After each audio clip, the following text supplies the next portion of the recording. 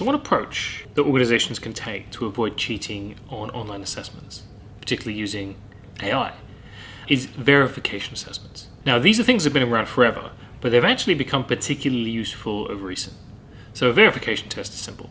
When a candidate completes, say, a lot of ability tests online remotely, there is always a chance they've cheated in some way. Either they got someone else to complete the assessments, and now maybe they used AI in order to complete them. You then, when you bring them in for assessment center or for interview, retest them with a verification test. And then what it does is it compares the score of the original assessment to the new one, which they've done under supervised conditions where they couldn't possibly have cheated.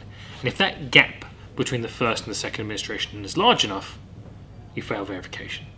Okay. Now, that has always been a useful tool because there was always a threat that maybe someone else would have completed the assessment.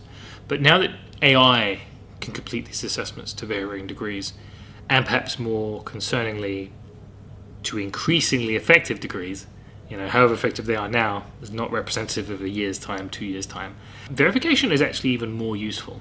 In fact, it's even more useful than it ever was, not just because the use cases for cheating have increased, but actually AI-based cheating is particularly easy to detect. Because what happens? Let's say you use a really powerful model, and you just get every question correct, unsupervised, using some sort of AI cheating mechanism.